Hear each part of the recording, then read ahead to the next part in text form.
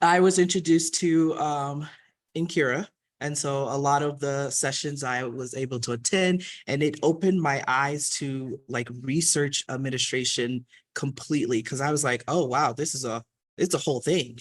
And so with this, we're going to talk about the onboarding experience and how, it also talks about how when you're talking about research administration, you're looking into everything about it and not just, your skills and resources, but also where you want to go and things like that, how you want to advance your skills and resources or your job. And so further, we're going to, talk about that. So before we jump, does anybody, and that includes Zoom, have any type of onboarding experience they're going through right now that they like to share? Any struggles or any really amazing onboarding experiences that you were surprised when you joined the position? No, that doesn't exist.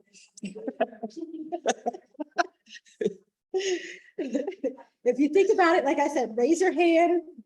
Oh, you got somebody. Well, I'm like really excited now. So I'm the director of sponsored projects, and one of my main topics is a postal acceptance. That's very elected here too within the institution. And taking that where again, like Andrea's story is just survival skills. Much of it Right.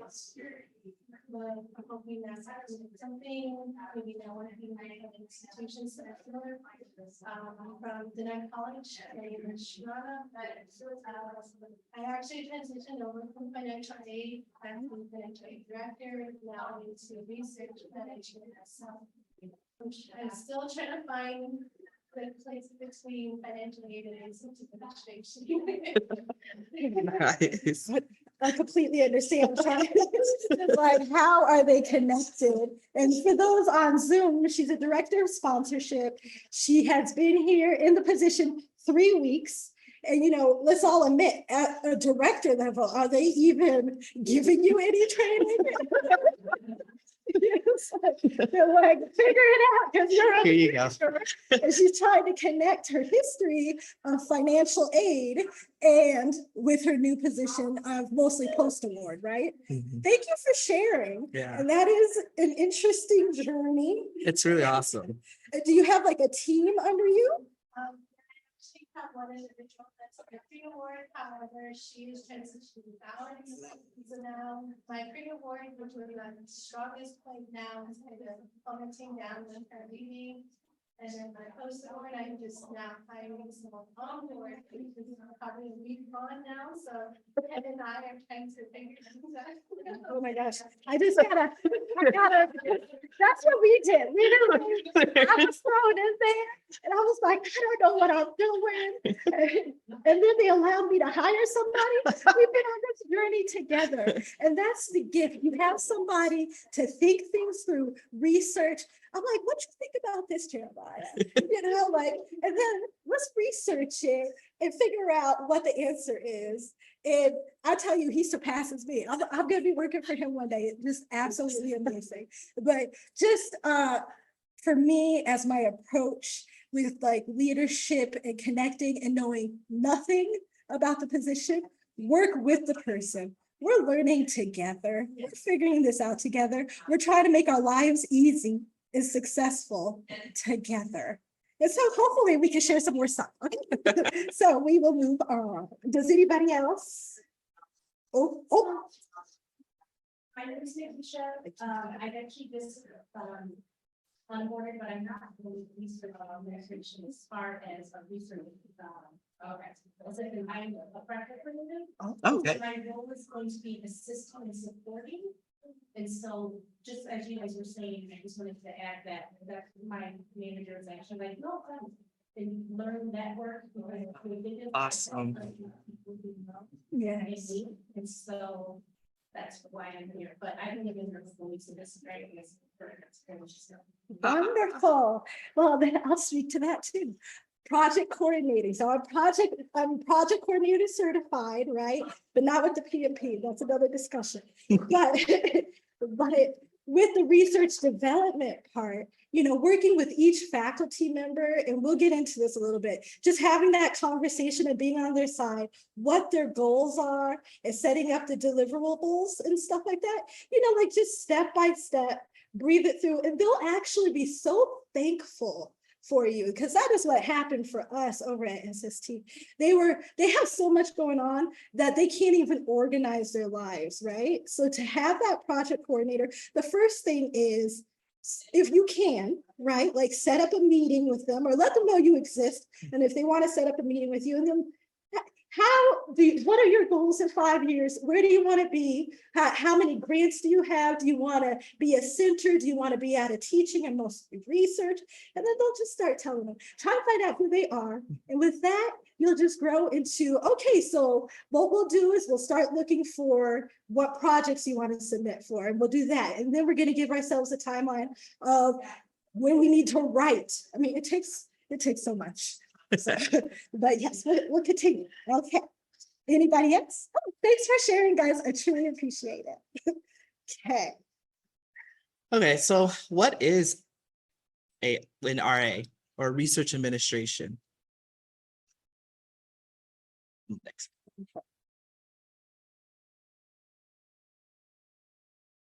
Okay, so this is very important for onboarding because I was introduced to this early on, and I was very appreciative of it because it gave me goals and things to set.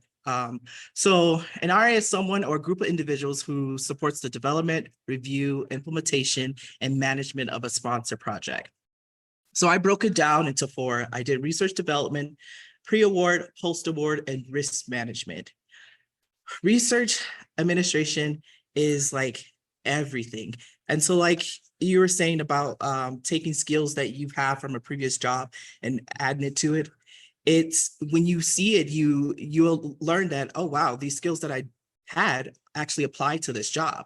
And as well as like, you may think you don't do a little of the research administration, like being a project coordinator, you are involved in it. And so it's important to understand that, because I think a lot of times when you're getting onboarded into research administration, typically, you know, some universities base it off of your job title. And so that's why I want to put out there with research administration, there's so many different positions, and it doesn't always say your position is a research admin. And so with research development, I put, you know, a bunch of job titles. They're different depending on the institution you are at.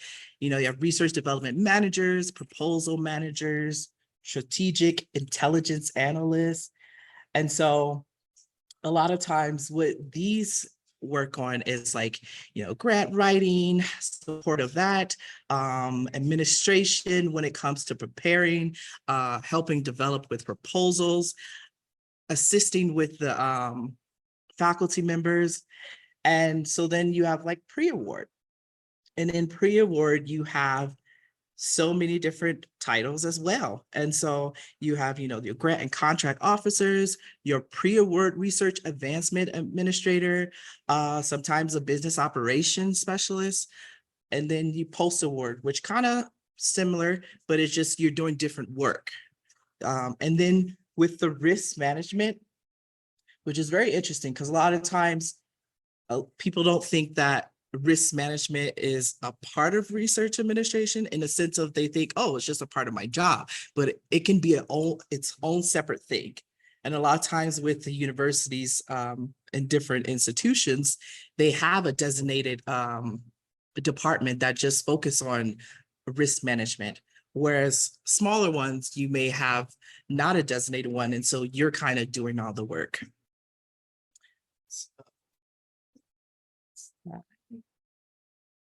So let's go into research development. So we're going to start with talking about how when you're onboarding, whatever you're in, whatever position you're doing, you may want to figure out, how do I grow? How do I develop these skills? Or how do I want to develop anything that I'm doing? So with research development, a lot of times there's four main elements. There's the strategic research advancement, which serves as a representative to the institution, community, and external partners. They create these events for faculty members and RAs. So a lot of time with research development, they like to say it is the pre award. So before anything is done, it's kind of a tool for faculty members to go to and get all these services. And when I was introduced to this, I was like, oh, wow, this is awesome. And then so, I go back to ASU and I start researching and I'm like, oh, ASU has a whole research development team. And they, and so when you have faculty members that are like, hey, I want to do more grant writing. I want to get better at communicating with grant writing. What do I do? So, we assure them that, hey, there's the research development. And so they also assist with communication of research and research opportunities. So they manage marketing of research and proposal development tools, funding searches and consultations for individual research and dissemination. So making sure that they're spreading out the research there. And then one of the things that they do is enhancement of collaboration in team science. So helping researchers find collaboration, because collaboration is very important. Because a lot of times, especially with larger institutions, there's so many researchers that are doing stuff that are so close to each other that those researchers should get together. And so research development helps that. They provide events for shared interests in research, and they facilitate these collaborations. And then after a while, they kind of step back, and then they maintain a database, which is awesome. And then it gets to the proposal development, which gets a little into the pre-award. And so that's, helping with the grant writing skills, providing consultation on making proposals competitive and help editing proposals. And so if you're ever interested in research development, that is something to, think about. At the bottom, I have the National Organization of Research Development Professionals. So this is a professional development organization that helps those that are interested in research development. I think it's important because if you don't know, you won't know. And so being open to all of these opportunities in research administration is very important.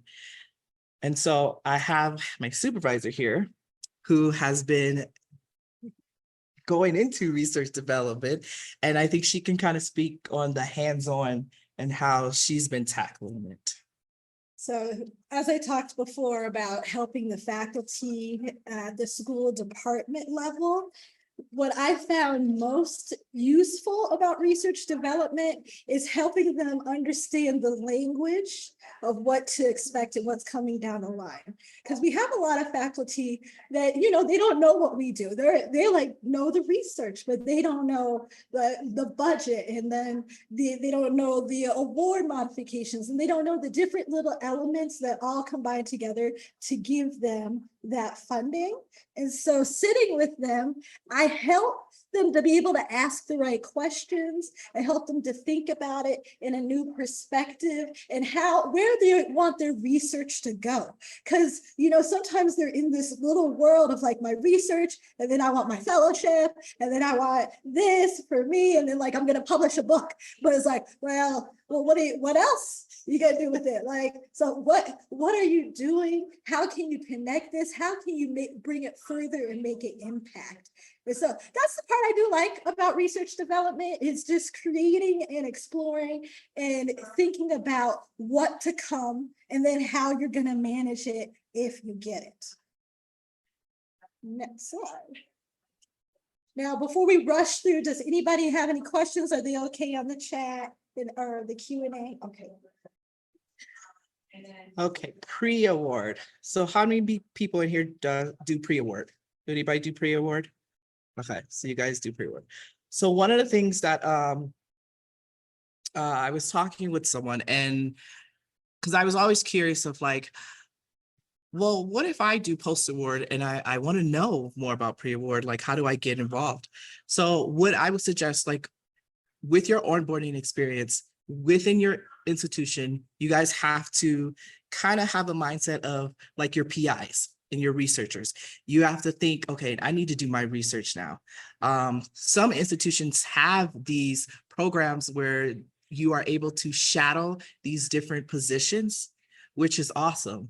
I think that's really amazing because then you get a look into like, oh, will I enjoy this? Or is this something I want to do? And I think it's awesome because I typically was focused on post-award and moving into like the department level. I get a little bit of the pre-award. And so I'm like, oh, this is new.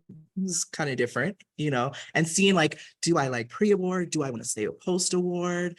Or do I like research development or risk management? And so looking at those programs and see if those programs are available in your institution is important. If they're not, you guys could be someone that start those programs. And then I just want to add with pre-award, it's like, it's layered. So deadlines, all right, deadlines are important. And like, really, that's where the project coordination comes in, because you are not only, just doing the budget, but you got to get that information from the researcher, the PI. And then to get that information, they need to know what they're doing. And then like, you got to read the funding announcement. So I'll go a little further into this later because of a checklist that you'll want to create as a pre-award person, just to understand who's responsible for who. Okay, and then you want to clearly communicate who's responsible for who, because that deadline comes up, you pass it, it's a problem, right? Pre-award, you understanding the funding announcement, the format that it needs to be in, who needs to participate, and then helping your research administrator communicate that in their documentation. Like, you're a proofreader, you're an editor, many hats. Like I said, the skills you had before, they're coming over. Okay. So I just wanted to add that. And so one of the things that I learned as well, and this applies to post-award research development and risk management, is when you're looking at your institutions, and they're all different, there's usually the larger ones have a department and a central office. And so your departments are your schools, your centers, your units, your labs, and things like that. And then your central level is where it's your designated for just like pre-award or post-award or research development. And so it's interesting, wherever you are, you kind of have to do your research of figuring out, well, what do I want to do? At smaller institutions, maybe you're doing all of it. And at larger institutions, it's spread it out where departments are doing certain things and centralized is doing the other. And so getting that understanding of how that works, and usually what happens is in the department level, you're kind of assisting with probably creating budgets in pre-award, or you do a little of the reviewing, but then you submit it to the central office, and they handle the approving, the signature, the negotiation contracts. So that understanding that if you are in pre-award, maybe you want to move up that way, or maybe you want to see, maybe you're already up there and you're just like, okay, this is too much. I want to do something a little bit where it's like on my speed. And that's also important to understand. Like, understanding what you want is important. And knowing that if you're up there doing all that, and you just want to go down and be like, I just want to be a department, I want to assist in this aspect, is also okay. And that's why I think it's important to understand the levels of each of these elements. Before you go on, I wanted to just jump in too, because ASU is a very large school, so we have a lot of different departments, but all schools are different, right? And then sometimes somebody's doing everything. But also, like, if you're just doing pre-award and you're new to it, it is important to really try and understand the budget and understand the impact after the fact, because it makes a lot of trouble and complications later, and people will be unhappy. It's a because it's a lot of extra work. So if you're like, I think this is cool, but I'm not sure, like, am I missing an ERA? Like, am I missing, do participant expenses get F&A? Like, talk to somebody, talk to Post Award, because it will make an impact and it could cause a problem. So don't think you're on this isolated island pre-award. I stick something out, I get that budget in, I take what the PI tells me to say and I just put it in and go to the next thing. Oh no, this is where you're the expert. This is where you have to tell the PI, like, this is what is realistic, because then they'll be thinking about you later when they're doing the Post Award, and you don't really want that unless it's in a good light, right? So I just wanted to make sure I shared that pre-award and post-award is connected. So talk. It's very important to talk. Get their help. They can help you create that budget of what they don't want, that headache. So they'll be like, oh yeah, this is what you need to do, to think about. They can help. And what is this? The whole thing is collaborate, cohesion. Anybody know the third one? Anyway, you know, all those C's that we're talking about, this is where it plays a role. It does. And that was a good point. Even when you're thinking about the central level and then the department level, if you guys are in that situation, building your team, that's very important. And understanding that if I do have a central level pre-award and then a department level pre-award, then I can kill this easily. I can get this done, because then what happens is the department level can handle some of the detailed things. And whereas like the central level won't go too far into that, because their whole thing is we got to get these awards out. We got to get these proposals out. Whereas like if what my boss does is assist the faculty and like, what do you actually want down to the detail? And so she is able to do that to give them a more clear picture to paint to the central office, so that way they can present the proposal and get it executed appropriately. We'll keep continuing, but how exciting would it be if we lived in a world where the faculty knew the rules and we could have a conversation that could actually lead to success and ease. Can we do that? I'm not sure, but at least we're all here that we can help each other, and then that can trickle down to the faculty. So we can move on. No, there we go. There you go. Okay, Post Award. Who does Post Award? There's a lot of pre-award. Okay. So Post Award, basically you are with the PI a lot. We had some hand raises. And so you are in charge of, modifications, monitoring, reporting, billing, forecasting, project closures. And then you also have the meeting with pre-award team to discuss award, like Alexus was saying. It's very important. And so with post-award, it's the same thing with pre-award. There's different levels. With post-award, you may be the RA at a department level. And so you're assisting with a lot of faculty members' projects. And then you have the at ASU we have awards management team, which handles the invoices, the modification, closing off, the contracts. They handle all that stuff. And so you have meetings with that team. So it's separate. But then if you're at a smaller institution, you're doing it all. You're kind of doing it all. And so it is important that you do the same research, being as a post-award, understanding, do I want to handle the invoicing, all this, or do I want to be with the PI and handling the expenses and making sure the expenses are what they're supposed to be on the account? And so post-award is something that I've done the most. I do enjoy it a lot. Now that I was introduced to some other forms like pre-award, and I was like, oh, I kind of like the interaction with the faculty member because I feel involved in their research, and you get a better understanding of their research more because they're constantly, talking about what they need to spend things on and stuff like that. And so it is important. And like we said, with pre-award, going back to finding out, hey, maybe I want to shadow someone in post-award and see what they're doing and things like that.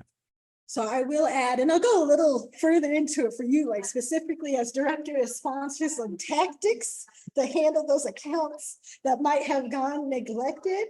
But post-award, for me, I came in and they're like, the accounts are closed, and the accounts are closed. I was like, well, what does that mean? I don't know, what does that mean? Like, they're closing, do I need to do something? And I mean, yes, you do when you come in later, but if you're working on the accounts throughout the whole time, you're looking for allowability. You're making sure it's being spent down, and you're making sure it's being spent correctly. You're in constant communication with your PI. And if you can set that rhythm up for yourself, man, closeout's actually easy because you've already been doing the work the whole time. So I will say for both positions and all positions, your best way to succeed is find ways to organize yourselves. Find ways to make those emails that are simple, that give them all the information. Find ways to make sure you communicate so you understand where the account is at, and so does the PI, because things can't get done if not everybody knows what's happening. Right. And then so award modifications, like if you're coming in the post award, first thing, look at the numbers, look at the original budget, and then look at what they're spending on. Is it all over the place? Then you need to clean that up. All right, that's the first thing, clean it up. So I like to say it needs to look pretty to me. It's like I will do everything I need to do to make sure I understand the story of what is happening on this account. And you understanding the story of what's happening on the account will help you if that audit comes, because then you know everything. And that audit at some point sneaks up and comes. So really, it's like I said, you learn a lot from a story. So how can you figure out the story of your account? And then how do you consistently communicate it? And that's really a very useful tool in post-award. Look at it, clean it up so you understand it. It's not anybody else that is holding this expectation over you, right? Like the PIs will spin on anything if you say yes. I can't. It's like this gotta make sense, okay?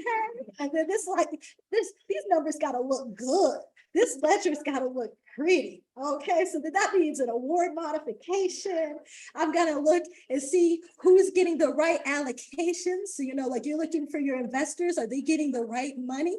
And then that's how you look like you're on their side. It's like, I'm just trying to make sure you're getting the right money. Like, so how much effort are you putting on this? So it's just creating that picture so you know it. And that's just one step at a time. It may seem overwhelming. Take your time because it's like the mail, like the post office. It ain't never gonna stop. Okay. So don't stress yourself. Don't be working till midnight because it ain't gonna stop. You ain't gonna get ahead. Right when you think you're ahead. Oh, something else came. So just breathe. Like I said, you did good. You got a job. Okay. All right. So just take your time, learn the job one step at a time, and it will come. It will flow together, and you'll be the master of that conversation. And then that's where, oh, you're the expert, they say. You know what? I am.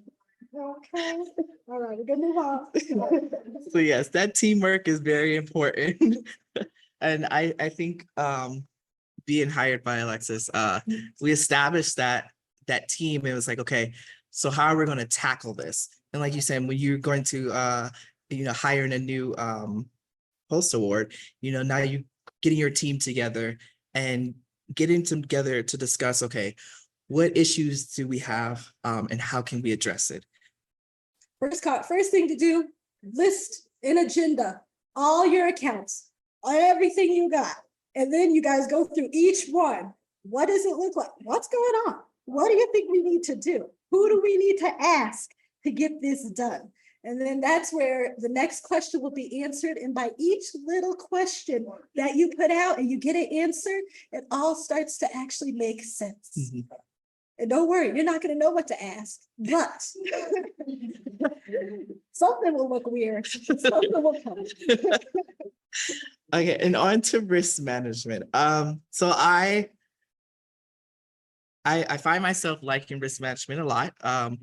So this happens throughout all the stages of a sponsored project. But with larger institutions, they have designated departments that just focus on risk management. And so they deal with the auditing, the compliance, the risk determination, staying up to date on state, federal, and institutional policies and regulations. So at ASU, we have the fiscal oversight team that audits and does the F&A negotiations, cash management, and risk management. And then it's very interesting. So we recently got an internal auditing for one of our camps, and it was a really good experience. I really enjoyed it because I was like ready. My boss was like, "Oh, you got all the stuff." I was like, "Yeah, I got it." And so I had all the stuff. I was ready, and I was like, "I'm curious." I'm like, "What questions are they gonna ask?" And so we get into it, and we're having a conversation. And so the purpose of an internal auditing is to make sure that you are staying in, good standards with things. And so we're having this conversation, and we come up to we're dealing with minors. And so, ASU has the policies when you're dealing with minors, but our camp is virtual, completely virtual. And it was a month long on every Saturday.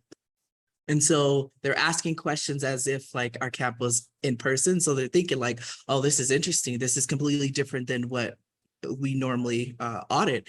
And I was like, yeah, I was looking at all the policies and procedures because I'm a policy and procedure guy so much. Like I create a lot of those. And so I was saying, I was looking at all of the policies and procedures and nothing really addressed. So I had to kind of use my common sense or use my research and understand, and some of the issues was, oh, we don't need fingerprinting because, they don't want to put the extra costs because we're not actually in the room with the minors. And I'm like, no, I was a teacher for 8.5 years. And I was like, no, you definitely need fingerprinting. I was like, the last thing you want to do is get in there and something happens. And so, we made sure that was taken care of, as well as like, there was questions about like, well, how do you handle things virtually? And so that wasn't in the policy. And I was like, yeah. And so we were kind of having that open conversation. It's like, so maybe we need to like rethink the policy because, after COVID, things went virtual before camps were in person. And so I enjoyed that story and I enjoyed that conversation because it opened up the whole thing of like, so these positions are also part of the research because we're talking about risk management, but we're talking about it in the research aspect. And so maybe that's something you enjoy, developing policies and procedures, making sure, your researchers stay out of jail as well as yourself. And so I think that's one of the things where I'm like, last thing I want to do is go to jail. So, you want to make sure that you are, compliant with everything that you need to be. And so risk management is something I do enjoy. So, I don't. He's good at it. How about compliance rules? But what I do like to enjoy about risk management is I tell my faculty, I'm just saying this is policy. So you can't come at me because this is policy. So that's how you use risk management.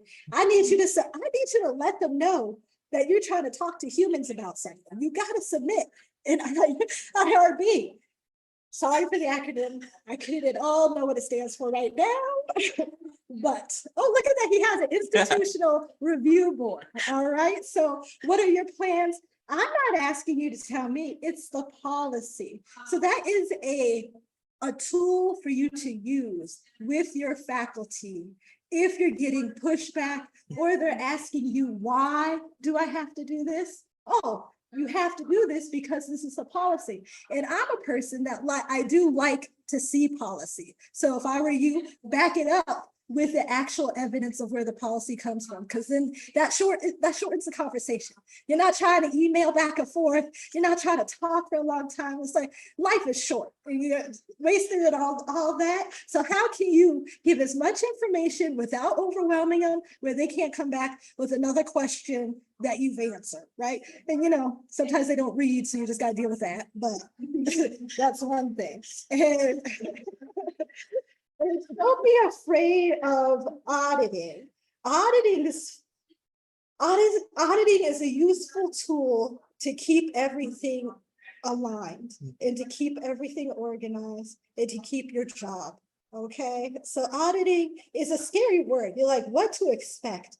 Just think about every time you're putting in a note, you can actually consider it as if I'm going to be gone from this job in 10 years, right? Or 5 years, or maybe next month. Let me clearly communicate what I was thinking so the next person knows, and this can be communicated to anybody who looks into it. All right. You don't want to write some short formula and they'll be like, well, how'd they get that number? That don't make no sense. Explain yourself.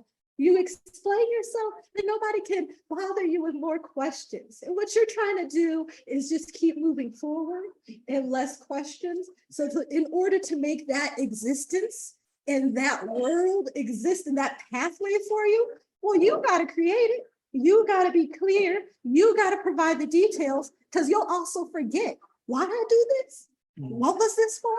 But if you put it all in at the beginning and create those good habits, then your life at the end of dealing with anything will be so simple.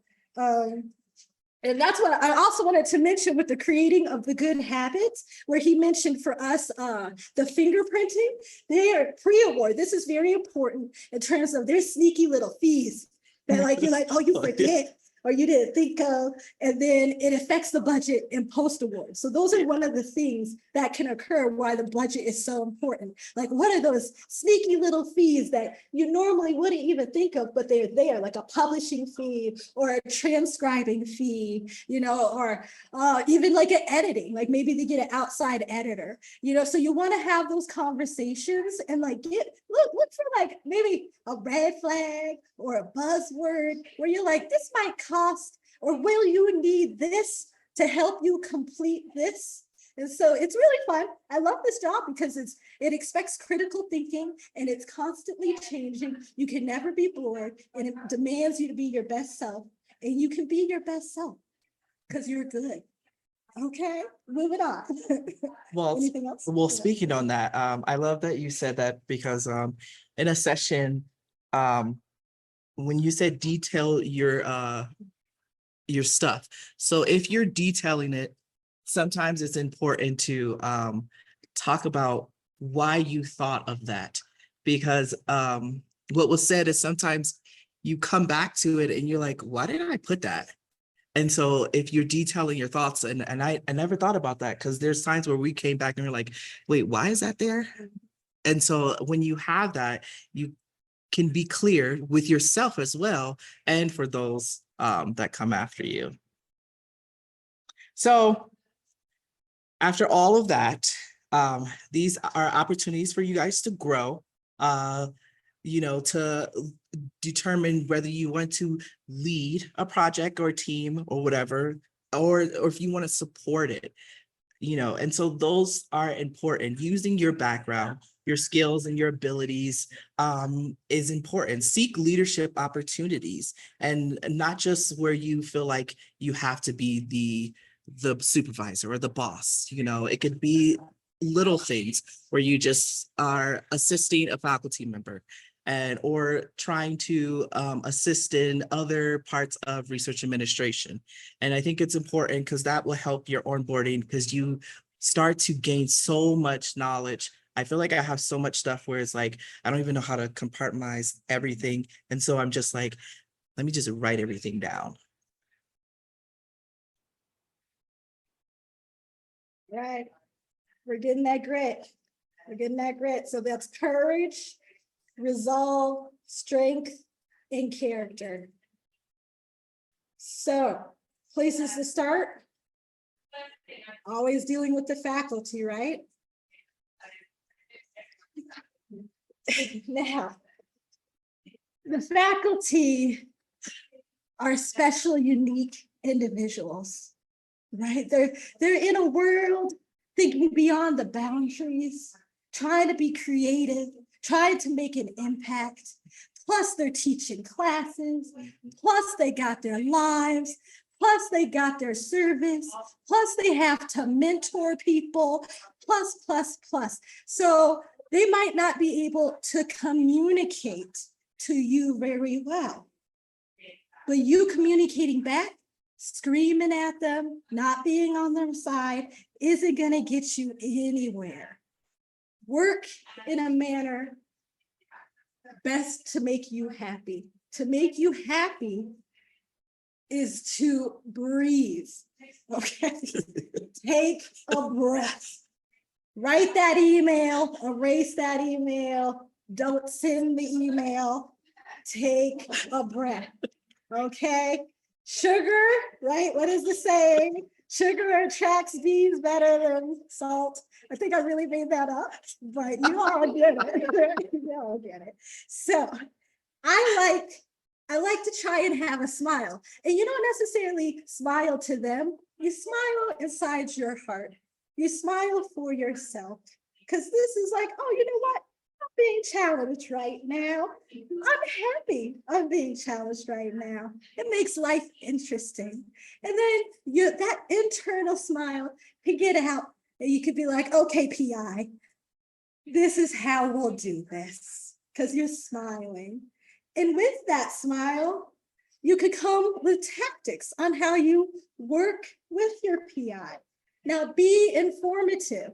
I could tell you short answers to PIs don't really, it just creates more problems, longer conversations. Like I mentioned before, be informative. Tell them why you're saying no. Try to come up with how we can say yes. Your goal is really, how can I help you? If somebody came up to you and said, no, you can't do this, or how can I help you do this? Which would you be more apt to respond to, right? Somebody that is on your side, right? And there you go. Look at that. I said, be on their side, right? So, you know what? It's too much energy. It's too exhausting to be negative and try and bring somebody down and not help, right? It's just not worth our life or our time. So how can we work together just to make ourselves a good life, to get this done, to move on to the next thing and be successful? Approaching that with that in your head, it's helped me, and I hope it helps you.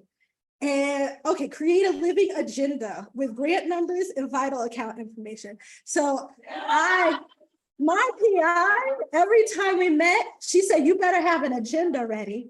And I have now taken that on. I'm thankful she said that. You know how many meetings I've been in and we're just saying, it's like an agenda helps you carry on that conversation. A living agenda helps keep track of what was said before. An agenda, also with clear information, gives you and the PI something to reference. So you can say, oh, remember the last time we talked, we discussed this. So what should we do now? Oh, no, remember you said you were going to email them? Oh, no, not me. But if you need me to, I will. But let's recall that. An agenda is such a useful tool. And I will say it's a useful tool in everything. Even if you're meeting with a group and you're not the leader, at least come up with topics you guys are going to discuss to help move this meeting forward. We are all in so many meetings. Can we make them productive? Can we make them shorter? An agenda will help you, okay? An agenda is your friend every time. Oh, provide access. So that's one of the things for our PIs. They never know how much money they have left, or they don't know where their documents are at, or something like that. Provide access. Make it easy for them to answer their own questions. So for example, in post-award, how much do I have left? How many emails do you get? If you could create a budget template that they can't touch, but they can look at, and it's nice and clear, and they're like, oh, okay, I have this much. Oh, okay, I've spent this and this and this. Oh, I mean, first off, they'll love you. Okay. And then second off, that's one less email you got to answer. They can look that up in the middle of the night at their house, right? So providing access of information to them, I mean, it saves you a lot of time. It saves you a lot of effort. It saves you a lot of headache. It saves you, okay? And then even respond if you don't know the answer. I mean, I know we all send those emails that go out to the ethers. Could you just at least say you received it? And then like, I don't want to be that nudge that put on a receipt thing, right? So that I know you click that receipt thing and I know you read the email. Well, they don't want that either. If you don't know the answer, I'm going to look into that for you. I'll get back to you. Just always respond. And if you can, in the world, 24 to 48 hours, because they're in a panic and they at least want to know that it has been heard, that it was received, and it's not just gone. So just respond. Let them know you're working on it. Let them know that you acknowledge them, because that's what you would like in return. Now, before I move on, does anybody have any questions, any other like faculty obstacles that they wanted to discuss or talk about? Good. Anybody on Zoom? You guys all good? All right. Thanks for holding it. Right? Okay. So next, I'm doing this. Okay. So I've spoken a lot about understanding the story. I tell you, it's magical. It makes your heart flutter when you know what's going on. That's where that confidence comes from, right? Knowing the story. So these are some tools on how you can access. Okay, what time are we done? Okay, 12 o'clock. Okay, so here we go, guys. This is the grit. This is the hard skills that you can use and access this PowerPoint presentation. So the first thing is the funding announcement. What I did, can you guys try and click on that and see if it takes you anywhere? Would that be possible? It's that top one. Oh, can I click on it? I think I could click on it. No. Okay. Okay, I had all these lovely hyperlinks to show you all. Okay, some visuals of what ASU is doing. So, ASU, I actually had to say, they have an overwhelming plethora of tools of training for you. But, first off, nobody tells you because we're so big that we're all in different departments. And then if you're not in the right department, nobody tells you they exist, right? But so I wanted to share, because not every school has it, but the point is you might. Maybe somebody didn't tell you. So you can see, they didn't reinvent the wheel. Maybe you can see if your school has this hidden somewhere. So this funding announcement, the first thing that I want to say about that for pre-award, post-award is reading it. And then you create a checklist of things you're looking for. And that's what this would click into.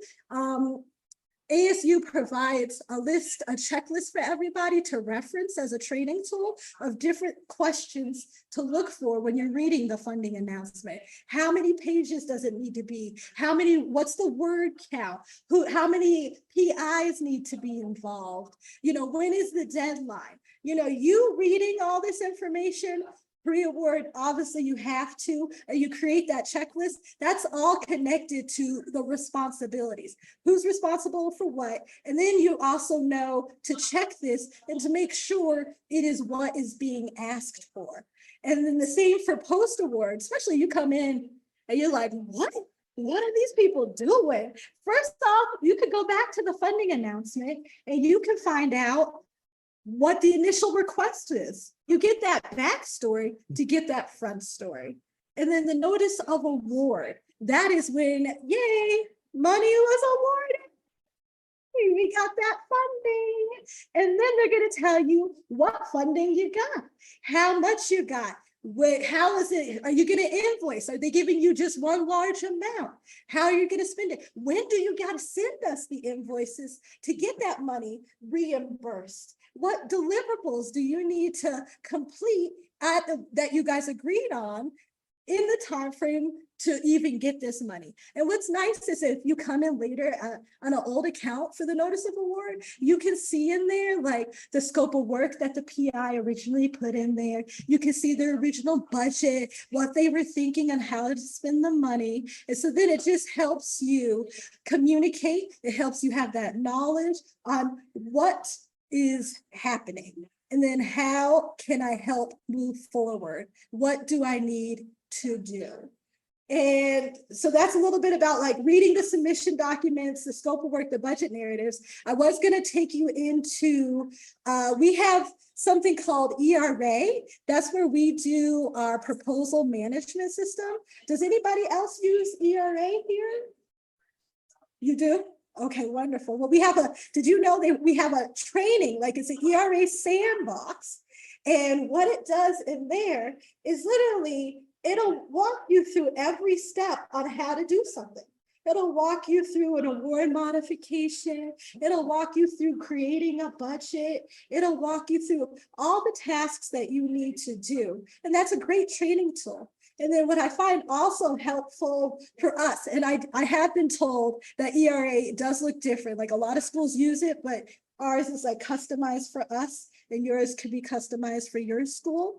But what I appreciate about our ERA system is even going into the live system, they have those same steps. But when you go through those steps, you actually complete the task at the same time. So you have that friend walking you through like, oh God, I had a question about this. Well, it's right there to help you, walk you through step by step.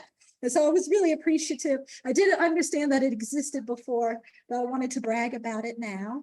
Okay. And then, so understand it your way. Man, you know, you are an individual person. You think the way you think. You don't have to think how others think. You make it where you get it and you understand it. And so in that fashion, one of the big things that I am a big advocate for, especially for those who do post-award and come in later, actually do your own internal audit. Audit the account. I created a shadow system where I went through, looked at every transaction, trying to understand what they spent. I put it on there. I made this whole little behind the scenes, nobody touches it but me, understanding of what has been happening on that account. That shadow system made it so clear for me. It made me understand, oh, wait, why is this person still getting paid on here? They haven't been working on here for so long. You know, otherwise it's just these numbers that's in there. You're new, you don't know these names. You don't know if somebody should still be on there or still not. So you can see the little step-by-step aspects that occur, and you can see the things that stick out. A shadow system, then you can also foresee, like you can have that conversation with your PI, and then they're like, oh, well, I want to do this, I want to do that, I want to do that. What do you think? You always go, tell me now. Tell me right now. I was like, well, let me think about it. I want to give you the right answer. Let me crunch the numbers. And you can do that in your shadow system. And you're like, okay, I got an idea. I got an answer, a little idea of what you can and cannot do and how this will impact your account. What can you spend it on? Or, you know, we need to take money from something else. At ASU, we do have a thing called a forecasting tool. Do any of your schools have that? Oh, no. All right, you know, see, so there's lots of things we can do. You know, we can work together, people. All right, just contact us. Forecasting tool allows you to forecast. In our system at ASU, it pretty much like it does it for you, right, Jeremiah? And it allows you to do a lot of forecasting. So it'll do the numbers. Like, let's say you're hiring somebody, it'll put the numbers in and the ERA, and then you could put the time frame, and it'll put it all out there for you of the future and let you know what's left on the account. And then we can send those reports over to the PIs and everything. And so it's helpful to see what will be done and the impact in the future. But if you don't have that tool, the shadow system, It saved me, it helped me. And my PI asked for it. The first thing she wanted me to do when I came on, I need a shadow system. And I'm so glad, because all I did was sit down, look at every account, transpose it into my shadow system. And I understood, okay, I have a little better picture of what's happening. And then this doesn't look right. So what do I need to do to fix this problem? And in this, we did give you a template of a shadow system of what we use. So you'll be able to access and at least get a visual, but make it your own. Make it so you understand it and you can communicate it your way. Because that's where the confidence comes, when you really get it in yourself, right? And okay, so this is going to the organization side, right? This is like the strength, the character, the grit, the courage, forms and templates. I love them. All right, don't redo something, like don't redo it again and again. Just type it up. Or you want a nice, beautiful form, because it's also clear for your PIs. They know exactly what to answer. Then they're used to that information and it's repetitive. So then not everybody's trying to guess what you're communicating. What do you want from me? What is this? Create a form, create a template. You might not have to. Like on our ASU website, they have a lot of different forms for us to use to submit award modifications, budget templates, ask for sub-awards and get that letter. So a form and a template is your friend, because it just makes it a common language. And really what we're trying to do is get everybody on that common language. And so that will help your faculty as well. And I have this like email link where you can do a simple email link. This example in here is communicating an example from pre-award, communicating to post-award that the award is ready.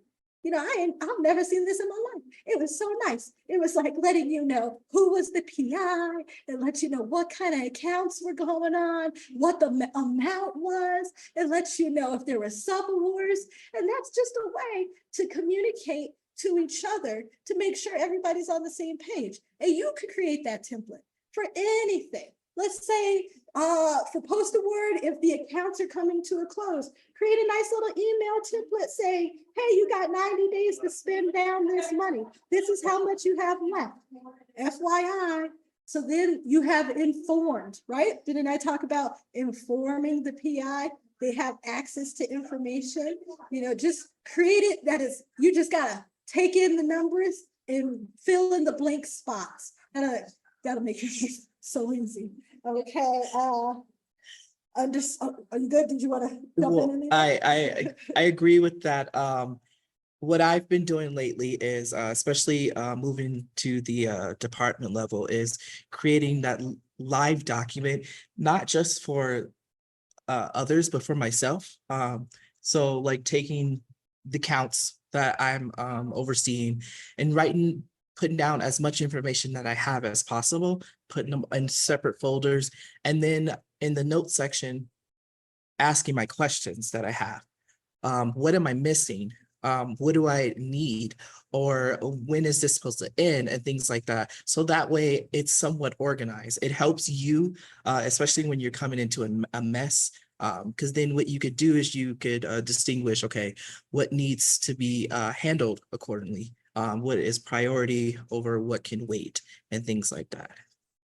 And I just want, he's amazing at it, right? So my next bullet point was going into procedures and policies and like understanding your school's procedures and policies.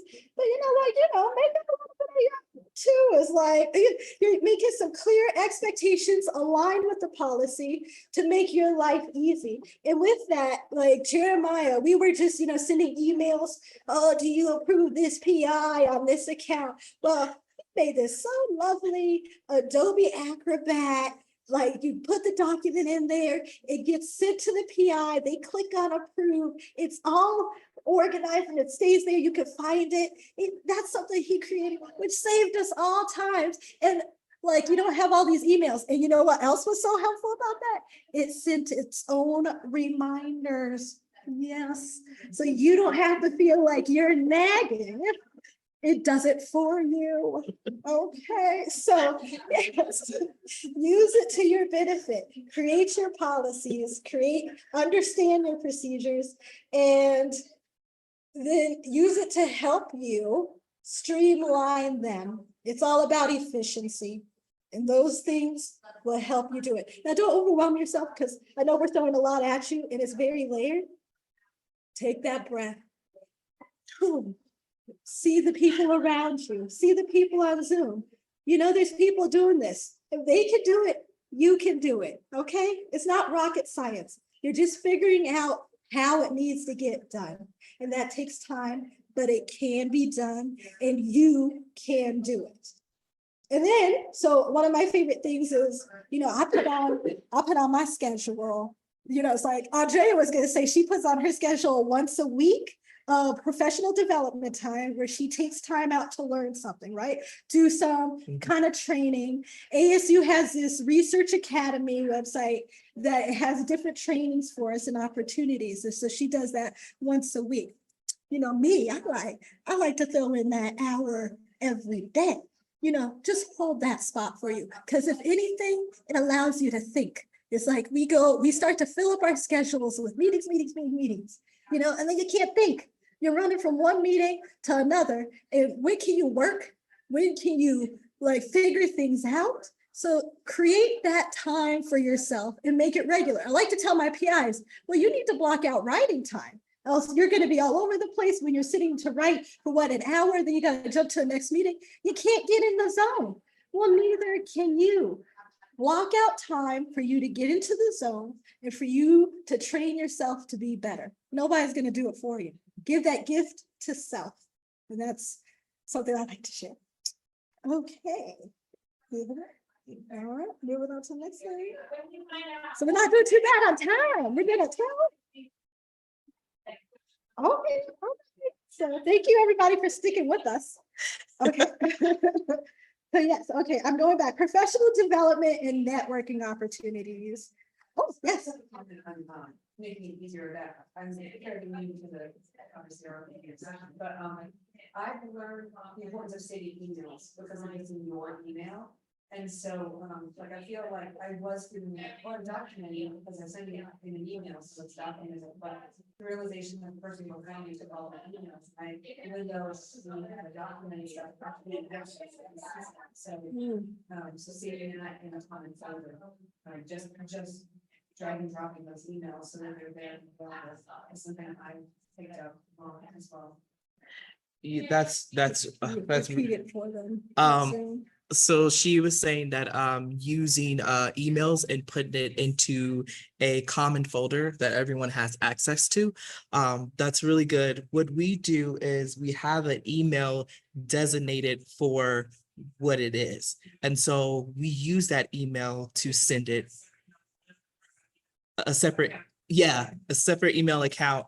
So that way, if I were ever to leave or Alexus was ever to leave, whoever moves in this position has access to that email account, and they can see the conversation. And I know Alexus does pretty good with for yourself when you're sending out emails to organize your emails, because I think it's really important. I think you can speak on that too. So I'm really glad she mentioned that because emails are important because they're the previous conversation and they're historical. So saving them is helpful. Another thing is if there's a thread, read it.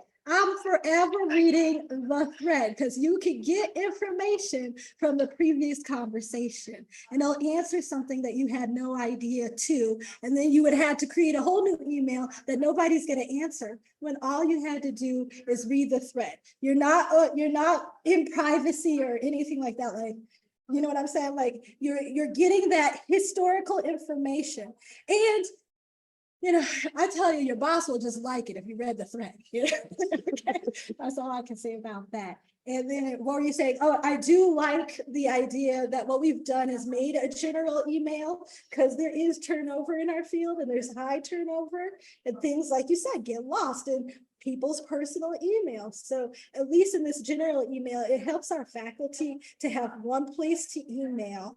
And then on the back side, we send it to where it has to go. And then we always, whoever would come in has access to the information, because our faculty would have a lot of problems like, who do I email about this? Who do I email about that? And this and that. And so having that one email solved it. And then it just allowed us behind the scenes to have conversations about what's being asked as well and who can address it. So it's very good. Thank you for bringing that up. And so when the faculty member does email you, typically what I do is, because they'll email to me directly, and I respond and I include that email account on there. So that way it goes to that account. Because a lot of times our faculty members are not going to continue and email that account, especially when they know it's you. Yeah, so I'll say on top of that, before I came in, like the RA that was there, she was, well, when I was a different position, she would always say, give me the account number, include the account number on an email, because nobody knows what you're talking about. So I would start that habit now, letting them know that when you email me, you need to include account numbers. And you can even create a spreadsheet, make it pretty, because they all like pretty things, of all their, like the award, the account number, the title of it, and have it for them, even as a printout, or at least they can print it out so they can always reference it. And then they can use that information on my account for this, because it's the worst. You're like wasting 10, 15 minutes trying to even figure out what account they're talking about. So if we can get all ourselves in the habit of, anytime I'm communicating, that account number is in the subject line, it makes it easier for you to even do a search. And then I file all my emails away under that grant number, under that account. So if I ever have, they're all there, all within that information. So I'm very appreciative of that habit. It was hard at first because she didn't share what the account numbers were. So it's like, we don't know which one account to do. So just like I said, be informative, give them the tools when you set your expectations. And then that's like your own policy. That's an example of your own policy you create, that, hey, when you're emailing me, I need an account number. And it's a logical policy, okay? Okay, Yeah. so yeah, thank you. So create your own way. So we've put up a bunch of these organizations. They have lots of information, and they help with professional development and networking opportunities. We have the city program, which it focuses on areas of, I like to say, risk management. A lot of times when people go onto city program, they're like, oh, I don't really need to be on here. Like, it is originally for faculty members to take trainings on responsibility of conduct of research, when it comes to conflict of interest, and also for like human subjects and things like that. It's important for research administrators, because if you are going into risk management, or even if you're not, it gives you a little insight, because there are courses that pertain to that, which you guys are going to deal with anyways on a regular basis when we're dealing with compliance.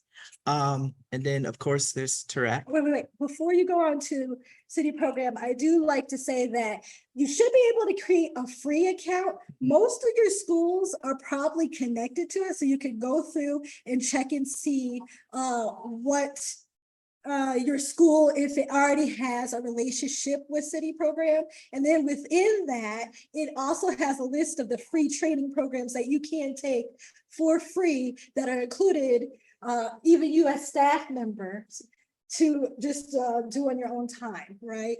So I just wanted to make sure. Oh, yes. Okay, we're moving forward. Okay. We're almost done. We're good. Then we have Tarak, which you guys are here, which is amazing. And it's a free service that you guys are getting with professional development. And I think that's amazing, especially in Arizona.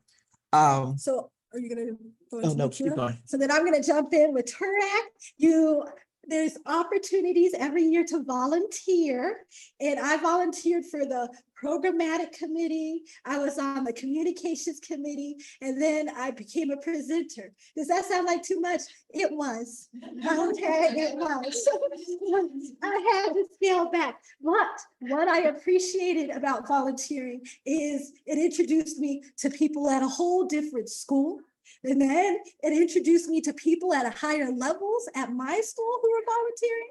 I mean, it was a wonderful networking opportunity to get you even outside of your realm of your own school. So I just wanted to throw that out there. And then we have Inkira, which is a professional development organization that focuses on research administration. And this is where I've been involved with a lot. I've developed a lot of networking opportunities. I still talk with, I'm a part of the young professionals, so I still talk with a lot of those members, and we bounce ideas off of each other as well, especially getting ideas where I'm like, oh, wow, I wonder if we do that at my school. And so this one, there is a membership fee. You do get access to a lot of stuff. And there's also the travel awards that they offer that you apply. I did receive one to attend the national conference last year. And then there's travel workshops that they do as well. There's webinars. There's some free webinars if you don't have access as well. And I love Nikura. One thing you guys have discovered already is this beauty of conferences.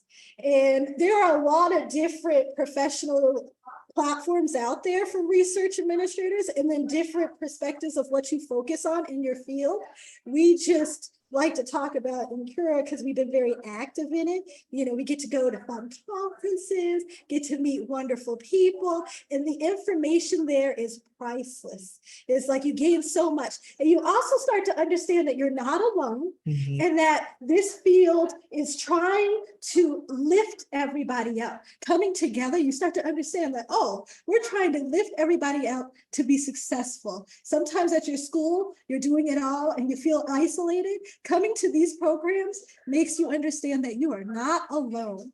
And Nikura has a national, but it also has regional as well. So there's a regional section specifically to where we are, like Arizona and different schools. So if you can't, look into it.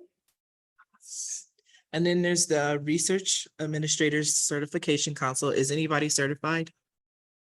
Okay, perfect.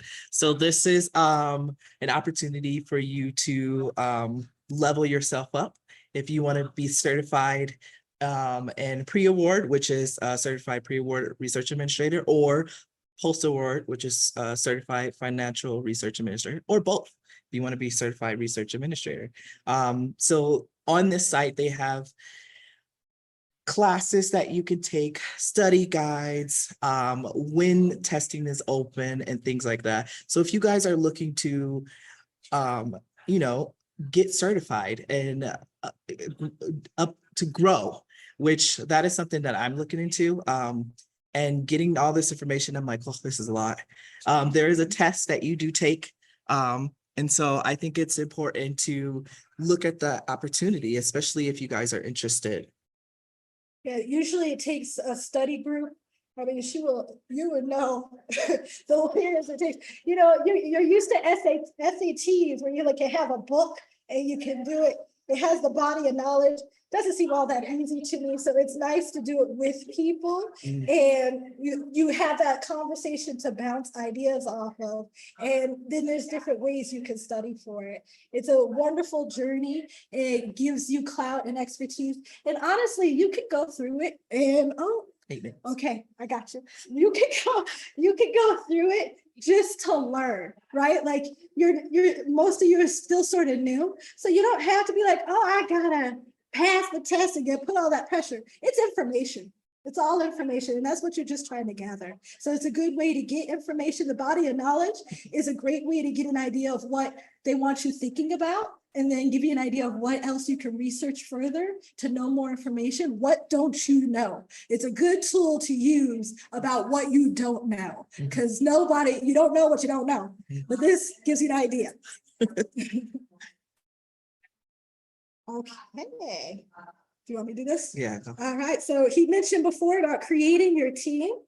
What that means to me is when I came on and I had nobody to talk to, I met with our awards management team on a weekly basis. And that's where I brought in the agenda and I talked about the different accounts. Now they don't do research administration. They, in terms of, I was doing post award at that time. They did like the award modifications, the contract negotiations, what was allowable. So they didn't also know exactly what to tell me I should be looking for, but through those constant conversations and just the regular meetings, like, oh, okay, the accounts are starting to get cleared up. Is this looking weird? Do you guys, what would I need to do for this? Sometimes they'd be like, I don't know, but at least I had somebody to talk to, right? And express my frustration and my confusion. And then maybe they had a guide of where to go next. So when we talk about make your own team, they might not know what you're going through, but they coming together to talk it out and have somebody to discuss it with will help you. You know, because sometimes you figure it out, you just need to say it out loud. And having somebody to meet regularly with you to get through that is a very useful thing. It could be colleagues as well. It doesn't have to be a different department, but it's just nice to have the different perspectives. So within that, we talked a little about the Nikira Lead Me program, which we both did it. I'm a graduate and now I'm mentor, and he's a mentee. Yes. And in the interest of time, I will say it's a good program just to make you understand how leadership is, who is being a good leader, and are they inspiring you? You start to think different, like, oh, that's not a good leader. And so how can I approach when I need to motivate myself, to encourage my heart, and, you know, challenge the process? Those are pillars that it steps on. So it was a great program just in terms of you. Oh, okay, yeah. I keep freaking out, like, what is she raising her hand? It's a great program, and the book is the Leadership Challenge. So you can also just read that book, and it's a great tool for you just to understand leaders around you and whether they're good or bad and how they can be better and how you can lead as well and how you can motivate people to help get the goals done. Some quick tools, I'll just fly by through it, is Collaborate Nikira. That is a great platform because we have ASU and RA community, so we can all, like, on Teams chat to each other, ask questions and all that stuff. Well, Nkira has that for the whole RA community, that you could go on there and ask questions and people will answer. So that's what Collaborate Nkira would do. You could always reach out to us. Our information is on there for you. We love to learn and we love to know what y'all are doing. I always like to know, like, what are other people doing and how can we help each other? So feel free to reach out to us. We're trying to figure this all out together. You'll see in your career, you want to definitely read the uniform guidance. That's also a helpful tool. Acronyms and glossaries we included just so you know the lingo. Right, the lingo is helpful. And then this last document here is actually a PDF provided by Nkira, where it's a read. You guys can read it and learn a little bit about tasks. It's mostly for project management and like the post award, but pre-award, if you understand how they're looking at it, it's a good read to help you with your job. So we just wanted to share that with you. Okay, we have the one last slide. That's right. So you can always reach us at the SST sponsored. We are all, oh, sorry, I won't get far. And,